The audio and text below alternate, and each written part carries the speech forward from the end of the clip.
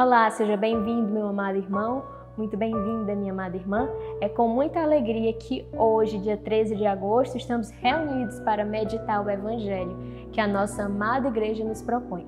Para isso, iniciemos em nome de Deus que é Pai, Filho e Espírito Santo. Amém. Vinde, Espírito Santo, enchei os corações dos vossos fiéis e acendei neles o fogo do vosso amor. Enviai, Senhor, o vosso Espírito, e tudo será criado, e renovareis a face da terra. Oremos.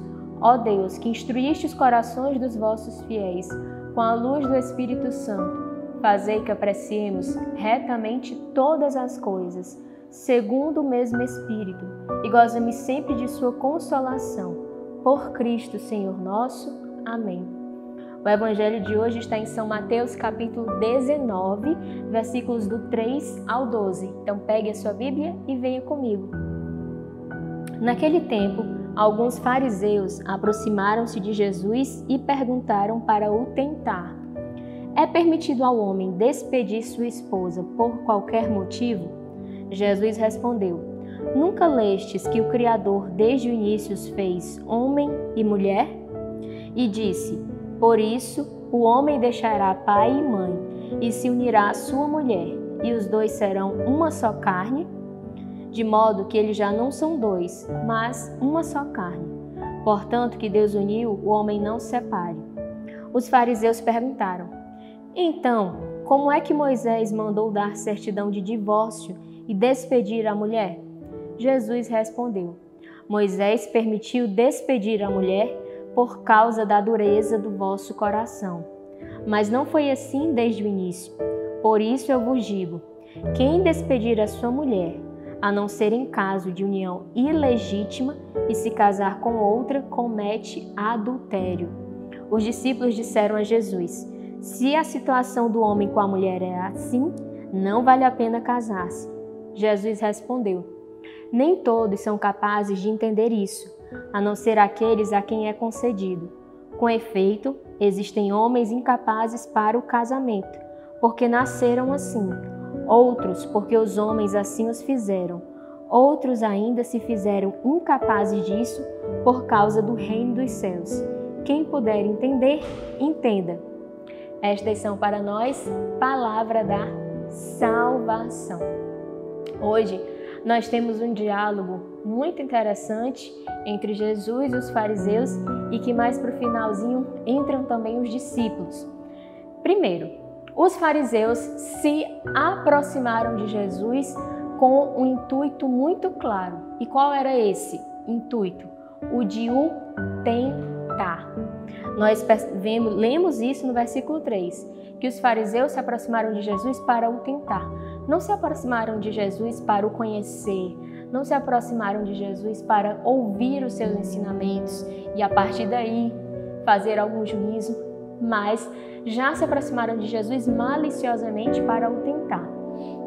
Aqui, nós sempre precisamos fazer o exercício, ao meditar o Evangelho, de nos colocar na cena, de nunca olhar a atitude do outro e dizer: eu seria incapaz de tal atitude. Não. Eu seria sim capaz de tal atitude. Por isso eu te convido a fazer memória das vezes em que você se aproximou de Cristo para o tentar. Como assim? Das vezes em que a tua oração foi uma oração onde você tentou Jesus, onde você testou Jesus. Olha, Senhor, eu quero isso, eu quero um emprego, eu quero passar nesse concurso, eu quero a cura dessa doença, senão eu saio da igreja, senão eu deixo de o seguir, senão eu me revolto. Essas não são orações diferentes da oração dos fariseus. Essas não são abordagens tão diferentes da abordagem dos fariseus. Quando nós nos comportamos assim, nós estamos sim também tentando Jesus. Nós estamos querendo que Ele se configure à nossa vontade, que Ele faça aquilo que eu quero. Nós nos colocamos no lugar do Senhor. E essa pergunta que no primeiro momento ela nasceu com o objetivo tão maldoso de tentar o Senhor, acabou se tornando uma catequese. Uma catequese sobre o quê? uma catequese sobre vocação. O Evangelho de hoje fala especialmente de vocação, né? A vocação do homem, a vocação da mulher. De uma forma mais específica ainda, fala da vocação matrimonial e da vocação celibatária. Perceba que Cristo, quando vai explicar e catequizar os fariseus, ele fala que no início o Criador criou o homem, criou a mulher, e isso é um sinal da vocação. Nós somos criados com uma vocação, com um chamado, seja o chamado ao matrimônio, seja o chamado ao celibato. Cada uma dessas vocações tem as suas belezas, tem as suas renúncias, tem os seus desafios. Não somos nós que escolhemos, não somos nós que olhamos e falamos, eu acho essa vocação mais bonita, então essa é a minha, essa daqui é mais fácil, então eu escolho essa. De forma alguma. Deus nos cria assim. Deus nos cria assim. E viver a nossa vocação é viver quem nós fomos criados para ser. No entanto, hoje nós sofremos grandes ataques na vivência da nossa vocação, simbolizados aqui pelo que Cristo fala, que Moisés concedeu o divórcio, a lei concedeu o divórcio por conta da dureza dos corações. A dureza dos corações impede a vivência da vocação. A dureza do meu coração me impede de viver a minha vocação. E assim também, a dureza do teu coração te impede de viver a tua vocação, te impede de viver quem você foi criado para ser.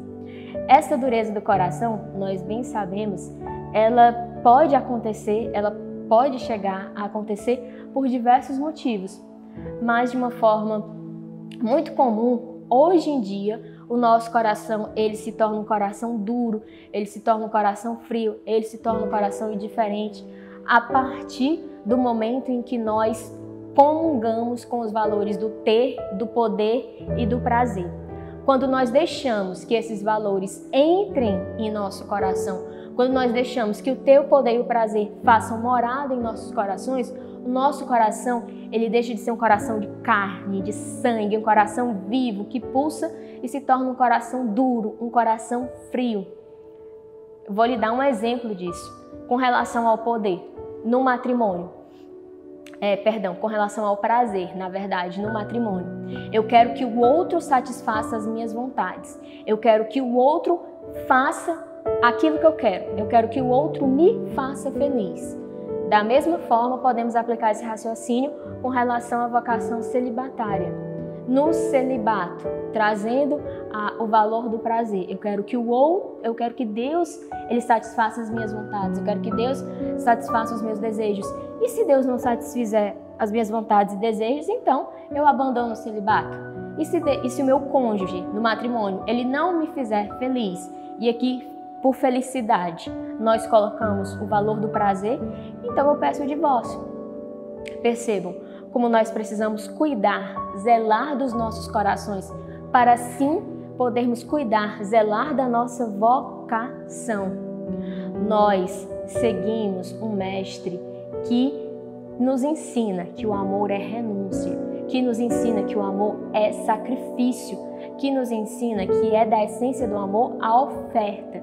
E Cristo nos ensinou isso com a oferta máxima, de se doar por mim e por você na pior morte que existiu, a morte de cruz. Então nós precisamos entender que somos chamados a amar o outro da mesma forma, um amor de sacrifício, um amor de renúncia, um amor que é oferta. Na minha vocação matrimonial, eu preciso me ofertar a Deus, me ofertando ao meu esposo. Na minha vocação celibatária, eu preciso me ofertar a Deus, me ofertando à humanidade, me ofertando à comunidade, me ofertando ao chamado missionário que assim Deus me criou. Então, não existe vivência de uma vocação sem a vivência dessa oferta, sem a vivência da radicalidade do amor. E percebam um dado que é muito interessante.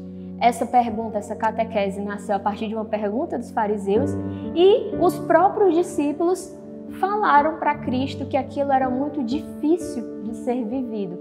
Vejam só, o que isso revela também? De novo, não podemos olhar para o Evangelho e dizer Isso foram eles, foram os outros, de forma alguma. Precisamos nos colocar também nesta cena. Vejam que não são apenas os outros, os de fora da igreja, os de fora de uma comunidade, que acham que a vivência radical de uma vocação é difícil.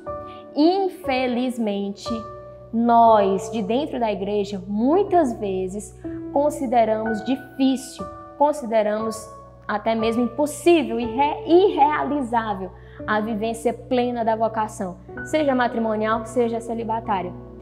E nós estamos aqui representados nesse evangelho por essa pergunta, por essa afirmação dos discípulos, que se for assim é muito difícil viver. Os próprios discípulos, os próprios membros que acompanhavam Jesus de dentro da igreja também estavam com os corações duros. Por isso nós precisamos sempre estar vigilantes, para não deixar que o nosso coração se endureça. E se endurecendo, nós percamos a vivência da nossa vocação. Peçamos a intercessão da Virgem Santíssima para que ela nos auxilie a viver a nossa vocação com coragem, com oferta, com ousadia, sem querer que Deus ele venha e baixe ou rebaixe as exigências. Veja que Cristo ele não barganhou ali, nem com os discípulos, nem com os fariseus. Ele disse, é assim. E a verdade, ela é assim. Ela é irrenunciável. Ela não admite barganhas ou trocas para que Cristo ou a igreja ganhe mais seguidores. Não.